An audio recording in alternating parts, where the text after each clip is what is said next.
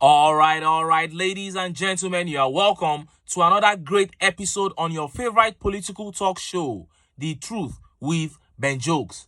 Now, without doubt, one of the top three problems of the continent of Africa is the greed of the political class.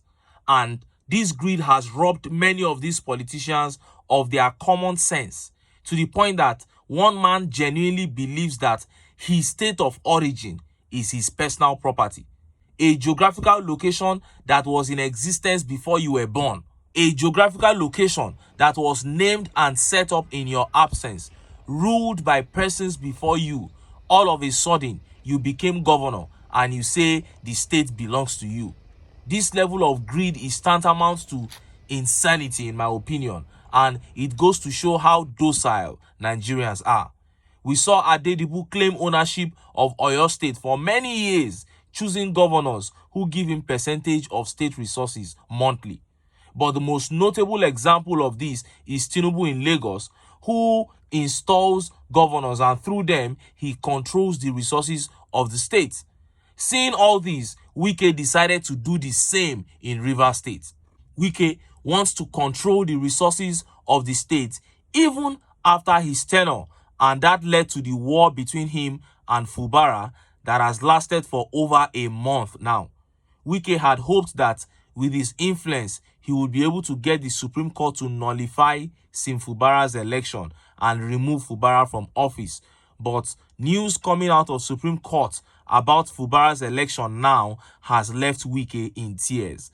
Before I show you that update coming out of Supreme Court, let me quickly show you these heavy utterances from the chairman of the Christian Association of Nigeria as regards the insecurity and the killing of Christians that has intensified in the year 2024. Look at how the papers reported it. Military supervising killings of Christians, destruction of properties in Plateau, Kan chairman. The Christian Association of Nigeria chairman of Mangu local government area of Plateau State, Reverend Timothy Daluk, has accused the Nigerian military of supervising the killings of Christians and destruction of properties in Plateau State. Mr. Daluk made these damning accusations in a video that was made public on social media platforms on Wednesday. I'm here to report the situation happening in Mangu local government for the whole world to understand. What is happening in Mangu at this particular point in time, the military are the ones sending our people away for the militia to burn their houses, he said with agitation. The Kan chairman accused the military of suppressing Christian-dominated areas while Muslims wreaked havoc on them. At this particular point in time, they have sent every Christian away from the new market, thereby leaving the Muslims to come and burn their houses. They set the curfew. The curfew is only restricted to only people within Mangu, within the Christian domain. Within the Muslim domain, they are free to move and do whatever they want to do. He further accused the military of killing youths while accusing fake soldiers of being responsible for the killings. And not only that, the military has killed 3 of our young men, of which I know. One is before my church. They killed one yesterday, and I reported to the security, and he said it was fake soldiers. He said, at first, he said I was lying until I proved to him beyond reasonable doubt. Then he finally said it was fake soldiers. I said no, it was not fake soldiers. It was a real soldier who killed him. Finally, they made a signal to the soldier and he disappeared from the scene, he added. He further accused the military of switching off their phones as tensions heightened within Mangu and its environs. Now that I am speaking to you, all of them have switched off their phones and they allowed the place to be burned down and raided by the people. And this is what is going on now that I am speaking to you. People around Gindiri Junction, their houses are now ablaze because the soldiers protected them and allowed them to burn people's houses. They are not doing anything about it, he said.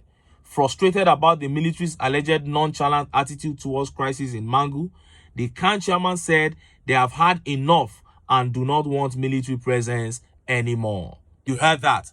And I keep saying it. If your region is at the risk of getting attacked by these Fulani terrorists, arm yourselves. Don't wait for the military.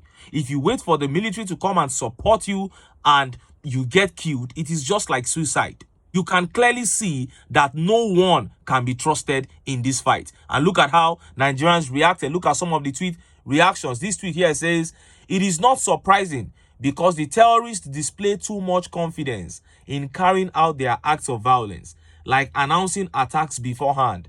You can't help but think that they are being supported both locally and internationally, internally and externally." Yes. And this tweet here says, "Dear Christian Nigerian brothers, no one has a monopoly over violence. Defend yourselves because no one is coming to save you." It's as simple as that. This tweet here says, "What do you expect when you reintegrated the so-called repentant Boko Haram into the military?" You see, that is exactly what is playing out now. The repentant Boko Haram integrated into the army can now freely unleash their mayhem on Christians. And this tweet here says, "Christians in Nigeria are big cowards. This religion came from Israel, and when Hamas started displaying terrorism in Gaza, they brought out their best weapons and taught them a good lesson. Can we pray and call on God of Israel, but can't act like the Israelites?" That is it. Now, let us look at how the governor of Rivers State, FUBARA's case went at the Supreme Court. Look at how the papers reported it. Supreme Court affirms FUBARA as Rivers State governor. The Supreme Court has affirmed the election of Siminalayi FUBARA as governor of Rivers State. In the Rivers matter, Patrick Tonye Cole, the governorship candidate of the All Progressive Congress (APC), challenged the election of Governor FUBARA on grounds that he wasn't qualified to run for governor, as he was still in the employ of the Rivers State government as Accountant General as at the time of the election. FUBARA of the People's Democratic Party (PDP) was declared winner of the governorship election after he scored 302,614 votes to defeat his closest challenger, Cole, who polled 95,274 votes. Both the tribunal and appeal court had in concurrent judgments dismissed Mr. Cole's case for lacking merit, for failing to provide credible evidence to prove his case of non-qualification, corrupt practices and non-compliance, thus affirming FUBARA's electoral victory. The Supreme Court also, in its judgment Thursday, upheld the decision of the appellate court on grounds that the APC governorship candidate failed to prove his allegation of overvoting and non-compliance leveled against the Rivers State governor.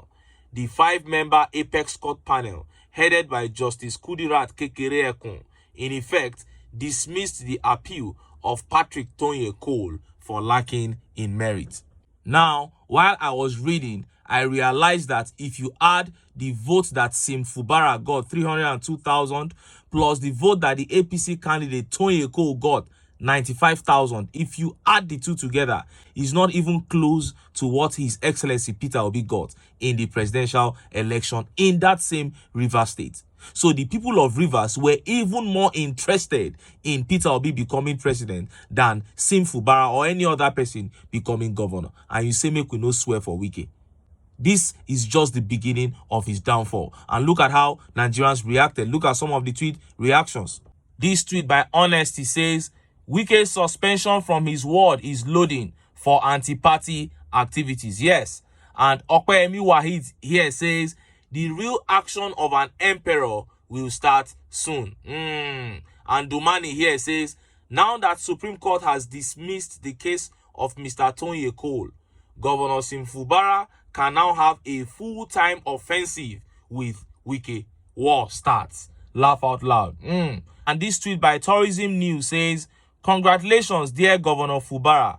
I thought some disconnected political bedmates will use their influences against your mandate, but to God be the glory.